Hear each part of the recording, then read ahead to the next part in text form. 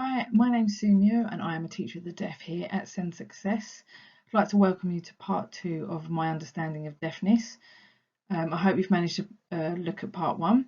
So in part 2 we'll be looking at confidence and understanding. So we'll be just talking through some of the skills that you need to to be able to help yourself. So we're going to be looking at confidence. So what is confidence?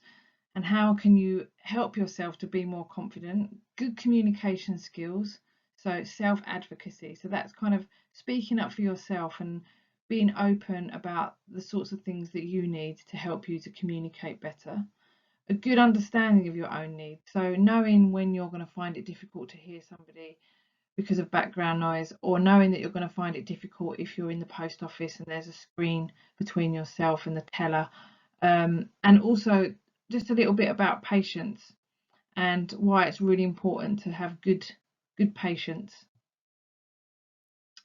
So confidence is a very difficult thing. It isn't something that you can teach somebody, but we can certainly try and give you some helpful hints and tips how to improve your confidence. And I think particularly around deafness, I do find with a lot of the students that I work with, sometimes there is a lack of confidence in talking about your deafness, and that might be because you don't want to draw attention to it. It might be that actually you don't fully understand it yourself, so it's actually quite difficult to describe it to somebody else. And maybe you just can't be bothered with keep telling people that you're deaf, but there's a certain confidence about being able to speak about this openly. So, first of all, it's sharing with your friends that you are deaf. And I think this, in particular, when you start secondary school and you'll be meeting a whole new group of friends potentially, I think it's really important from the offset that you just say to your friends, look, I'm deaf. There's going to be times sometimes when I struggle to hear you. So can you just make sure that if we're in the playground that you tap me first or you call my name, make sure you're standing in front of me, or don't think I'm ignoring you if you call me and I don't answer. As soon as you say those sorts of things, it kind of clears up any misunderstandings that might happen. And also, it's just really good to just be that confident, just to say to someone, oh, I'm deaf. I have a lot of students when they start in year 7, they don't wear their hearing aids for the first days, because they don't want people to look, and they don't want people to ask questions. And I completely understand why you'd want to do that.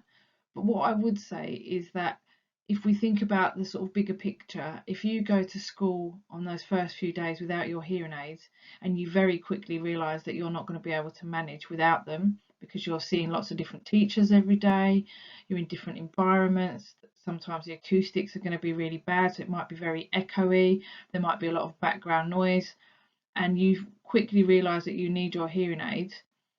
Trying to then introduce hearing aids when everyone's got used to you for the last 2 weeks without them is going to actually draw more attention to them than if you just go in with them in on the first day. So have a think about things like that. Asking for help when you need it. There's nothing wrong with asking for help. If you sort of sat in a lesson, there's probably 5 or 6 students every lesson that will ask a teacher for help without any thought about it. So, you need to think in the same way that if you need help with something, then all you need to do is ask. You shouldn't let your hearing impairment hold you back in that way. If something needs clarifying, then you need to ask for help. What it also does is it also helps schools and teachers and staff to get a better idea of the support that you might need. If you try and hide everything, then they might not be able to support you in the way that you need to be supported. Again, having the confidence to tell others if you didn't hear them or you didn't understand something. Again, there's probably lots of students without a hearing impairment who will happily put their hand up and say, oh, I didn't hear that, miss, or I didn't hear what you said, or can you say that again? Whereas I feel often with students that wear hearing aids, they seem more embarrassed to ask that, when actually it's more obvious that you're going to be somebody that might not hear something, particularly if it's noisy. And again, it's about, one, having that information clarified. So if you put your hand up and ask for something to be repeated, then you're going to get the information that you need. And also, it's a really good indication to staff that you're not able to hear very well in that lesson. And I think if that were to continue, that I would advise having a conversation with that teacher. So even if you stayed behind after a lesson, if you didn't want to discuss it with everybody else there, and just say to that teacher, like, Miss or Sir, I find it really difficult because it's quite noisy in here. And it might help teachers to think about their own practice. Are they keeping the class as quiet as it should be? Is there background noise that could be eliminated, so that could be taken away? And again, it's just about communicating your needs. And I think the more you do that, the less you'll even think about it. It will just come naturally, and you'll just sort of really progress with your own self-advocacy. So talking up for yourself, those sorts of skills, and letting somebody know if they're not communicating with you well. If somebody keeps turning their back on you, or covering their mouth when they're speaking, or turning away, it's really important that you say to that person, "Oh, sorry, do you mind just standing still? Because I'm looking at your lip patterns." Or, "Sorry, can you say that again? Because you turned away and I couldn't hear your voice." It's about saying to somebody, "Look, those are the sorts of things that you need to do." Or, "You need to get my attention. Don't just start talking to me. If I'm concentrating on something, I might not hear you speaking to me. So you need to get my attention first." So you sort of need to let people know, friends, family, people at school, when you go out shopping, if you are in any clubs or anything, there's lots of times when people don't communicate well. And really, it's really good practice for you to be able to sort of say to those people. And then that means when they meet other hearing impaired people, that they'll have a better understanding of how they need to communicate, and that will be because of you. And to talk about your deafness and not hide it away, it's the one thing that I think, from working with secondary students for 15 or more years, is that you don't like to talk about your deafness. Even when I come to sort of visit, like, "Oh, can we get this over with, Miss?" And you have to accept that it's part of you, it's part of who you are, and not to hide it away. When you hide something, it's almost like it's something that you should be ashamed of, and you shouldn't. It's something that's about you and makes you who you are and is unique to you, and you should be sharing that, and you should feel proud of that, and not feel that you should hide that away. So what are good communication skills? So making it clear when you haven't understood, and we've sort of said that in the last slide. So if we're thinking about a school environment, you have to let your teacher know if you haven't understood something, because the more it goes on, the more confused you'll get, the more stressed you get, the more your brain will switch off because you think, "I can't do this." Where if you just had the confidence to put your hand up or go and speak to the teacher and just say, "Oh, do you mind just talking me through that again, because I don't know if I've fully understood." And it will be a quick question, and then you can get on with your work and you will know what's going on. Asking somebody to repeat a comment, and again, that can happen anywhere in life. You could be in a shop and somebody asks you something or tells you how much you need to pay for that. If you didn't hear it, there's absolutely nothing wrong with saying to someone, "Oh, sorry, can you say that again?" And you can either just say, "Can you say that again?" Or you could say, "Oh, sorry, I'm a hearing aid user. Could you say that again? I didn't hear you." Or whatever it is that you feel comfortable about saying. But it's really important that you feel comfortable and confident enough to do that in whatever setting or situation that you might be in. And to tell somebody, if you're, I don't know, if you were in a lesson and you're really struggling to follow, or maybe you've got somebody who's coming in to give a talk, if you're really struggling to follow, then tell that person, because they'll, if that was me and somebody said that to me, that would resonate with me. That would make me think, right, okay, I need to think about how I'm delivering, and how I'm presenting myself. I need to be clearer. If someone gives you that sort of feedback, then you can change, how you're delivering things yourself. So you sort of need to let people know if you're struggling to follow. tell someone that they need to face you. It's really important. I think probably 90% of hearing impaired people are looking for lip pattern. In fact, hearing people look for lip pattern. We all look at gesture. We all sort of look at people's mouths to make sure that the information we're hearing matches what we're seeing. So it's really important that people are facing you in order for you to be able to follow. They've got their back to you, then you've got little to no chance of being able to follow what's being said.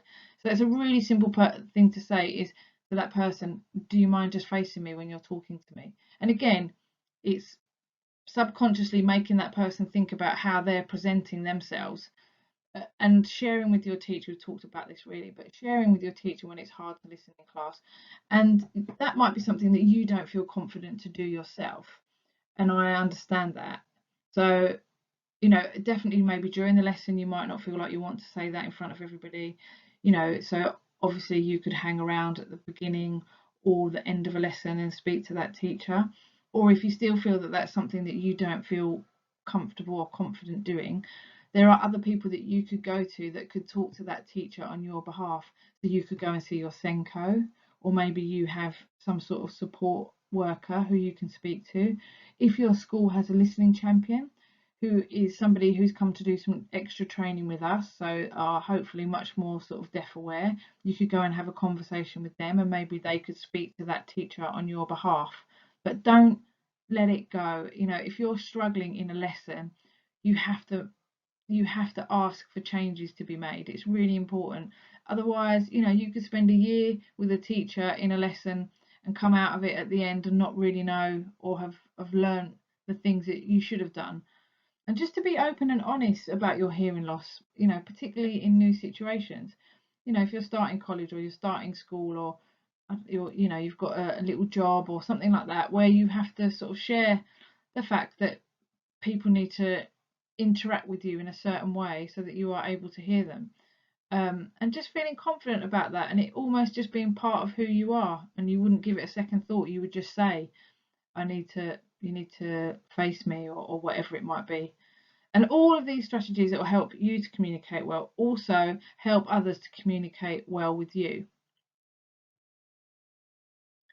So to have a good understanding of your own needs is also really important. And in part one, where we looked at the audiogram, and hopefully some of you might have been able to look at your own audiogram and see what that means for you, and what you can and can't hear with or without your hearing aids on. But I think it gives a really good understanding, because it helps you to understand what you might be missing. Because as I said in part one, sometimes you don't know what you're missing because you can't hear it, which is why when you sort of say things like, "Oh, miss, but I can hear," yes, you might be able to hear 75% of what's being said to you, but that 25% that you can't hear can then impact how you're learning, what your understanding is. So it's really helpful to have a good understanding of what you need, and when you find things difficult, what situations are difficult for you. If you go out for a family meal, maybe you have to think about where you're seated, or where you go. Some restaurants have got really poor acoustics. All of those sorts of things. It's about having an understanding of what you need in order to get as much information as you can, and actually being able to explain your hearing loss. Somebody might ask you, "Oh, like, what type of loss have you got?" So it's really good to be able to say, "Oh, actually my loss is a high frequency, so I find it difficult to pick up the high frequency sounds, but actually I've got really good access to like the low sounds," or whatever it is. Or you might say, "Oh, in these situations I can hear sort of fairly well, I can hear most of what's being said, but actually when I'm in this situation, I find it really difficult." And just sort of having that confidence to be able to explain what your hearing loss is, because somebody might ask you because they want to make changes. Maybe if you're starting a new job, maybe you're going on work experience, and the company that you're going to work for want to make sure that they've got things in place for you. They want to get things right. Maybe there's a teacher who thinks, right, I need to change my classroom, or I need to change the way that I'm delivering my lessons. What do you need me to do? So it's really good to be able to confidently explain what your needs are. And to know that at times you will have to explain that you have a hearing loss. So that's sort of coming out about your hearing loss. you are going to meet lots of new people, and some people might see whatever listening device you've got and just realize that you've got a hearing impairment and don't feel the need to ask about it. Whereas other people will go, oh, what's that? What do they do? What's that for? So there are going to be times when you're going to have to come out about that. And there's lots of you that have got hair that covers your listening devices, so it's not always obvious. So, maybe if you're struggling in a situation, there might be new people that haven't even realised that you use hearing aids. And so therefore there might come an opportunity for you to sort of say to them, oh, I'm a hearing aid user, or I've got a hearing loss, or however it is you choose to describe that. But it's about feeling confident enough to do that. Patience. I think this is really important, that is to know that not everybody understands the impact of a hearing loss. Teachers, people that you meet, family members, they might not have had any experience of interacting with somebody with a hearing loss. And I think my career as a teacher of the deaf, one of the things that happens over and over again is that people see hearing aids or a listening device and think that normal hearing has been restored. And you know very well that that isn't the case, that actually trying to listen through a digital hearing aid or a cochlear implant is very difficult. It's picking up all different sorts of sounds, not just somebody's speech, and people don't understand that. So they kind of think, well, what's the problem? Why can't you hear me? You've got your hearing aids in, haven't you? So it's about getting people to understand that there's a lot more to it than that, that the hearing aids are just a small part of what needs to happen to help you to be able to follow information and to develop speech and to be an active member of your class. And not everybody will interact with you the same. And I think for secondary schools, that's particularly the case when you're seeing maybe 4 or 5 different teachers a day, and you might start your day with a teacher who is fantastic, who does everything right. They're nice and clear, you're at the front, they're very visual, they've put in keywords up on the board, they're explaining the homework, they're taking the time to make sure that you've understood the task. Then you go into the next classroom and you might have a teacher who's got an accent which makes it much more difficult to follow. Maybe they've got a quiet voice, maybe they mumble, maybe they go into the cupboard while they're still talking, maybe they talk when they've got their back to you and they're writing on the board, maybe they don't use any visuals, maybe they just read things out of a book that's in front of their face, and you could experience that 3 or 4 different times a day. So again, it's about being patient, because when you're not patient, that's when anger sets in, that's when frustration sets in, and then that can end up with a negative reaction. Whereas if you think to yourself, okay, maybe this person isn't familiar with what I need, so going back to being able to talk about what you need, if you can do that, then you can help with interactions. You can help teachers to interact with you in a better way, so that the way that people interact is much more consistent. And if you do sort of feel frustrated and angry, that's when, as I said, negative behaviours may appear, and we don't want that, because then you're going to find yourself in more trouble. So it's about trying to avoid that. Or if you are beginning to feel frustrated or angry, it's about talking to somebody about that. So going back to the SENCO, or a key worker, or the listening champion, or in fact the teachers of the deaf. I know we're not in schools regularly, but we are still here, and you can still get in contact with us, or you can ask the SENCO, to invite us to come in so that we can have a chat. And if there are things that you are finding difficult or frustrating, or things that are making you angry, and you can't find a way to resolve that yourself, then that is something that we can do for you. So we can have those difficult conversations. We can give training so that the way that staff interact with you is much more consistent. There's lots of things that we can do to sort of help those situations and try and avoid the build-up of anger and frustration.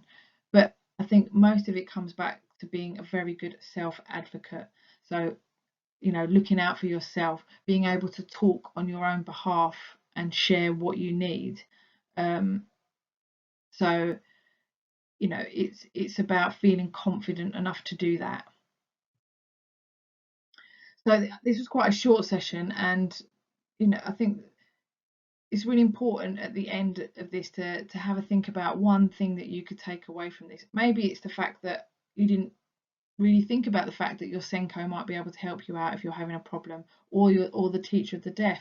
Or maybe you're going to think to yourself, right, I'm going to try and say to somebody, oh, can you repeat that please? Or say to somebody, oh, I'm a hearing aid user, can you say that again? Start with small steps if that's something you find difficult. Just sort of practice one line that you could use in a difficult situation. So maybe have a think about something like that. I really hope that some parts of this have been helpful, and please do look out for part 3 and part 4. And thank you very much for listening. Thank you.